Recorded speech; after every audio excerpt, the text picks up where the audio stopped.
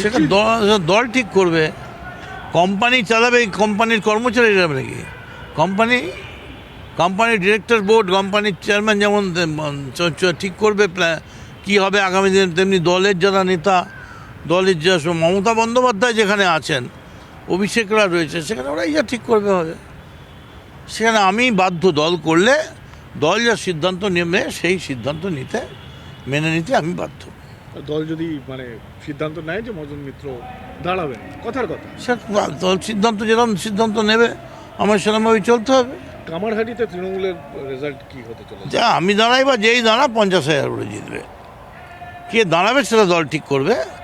Trinamool Congress 50,000 vote জিতবে। কোনো দোলাচল নেই, পার্টির যা সিদ্ধান্ত হবে তাই। পার্টির বাইরে তো আমরা কোনোদিন কোনো কথা বলিনি। পার্টি যা সিদ্ধান্ত নেবে তাই হবে। এর মধ্যে ব্যাপারটা তো পার্টি। আমি তো শোনা যাচ্ছে যে অনেকে টিকিট পাচ্ছেন না, আমি বলতাম আমার সঙ্গে কেউ আলোচনা করেন। আমি কোনো কোর কমিটি বা এইসবের মধ্যে নেইও, আমি জানিও না। আপনার এলাকায় আপনি লড়াইয়ে আছেন, যতক্ষণ বিধানসভায় এমএলএ হিসেবে আছি ততক্ষণ তো আমার দায়িত্ব রয়েছে, ততক্ষণ তো দায়িত্বটা রয়েছে আমার। আরেকটা কথা হচ্ছে যে 5 বছরে আপনার উপলব্ধি কি বিরোধী দল সম্পর্কে? এত নোংরা, এত অসভ্য, এত ইতরপনা এ পশ্চিমবঙ্গের রাজনীতিতে কেন, আমার মনে হয় বিহারেও কোনোদিন হয়নি।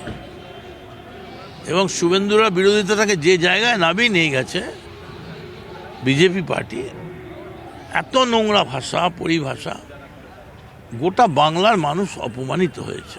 একটা টার্ম তো আপনারা বাম কংগ্রেসকেও বিরোধী পেয়েছেন।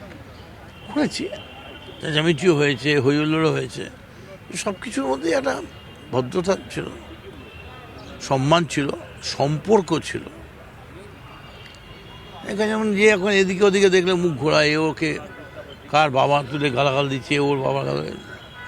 এটা ঠিক বিধানসভায় কী শিখবি? বিধানসভায় স্কুলের বাচ্চারা আসতো দেখতে, কলেজের ছেলেমেয়েরা আসতো, তারা পল সায়েন্সে কী হবে, বা বিধানসভা কেমন, বা মানুষ বক্তৃতা করে কেমন করে, বা ইউথ লিডারশিপে, ইউথ পার্লামেন্টে কী করে বক্তৃতা করতে হবে, এসবগুলো শিখতে টিপস দিতে আসতো। একটা পেপার আছে,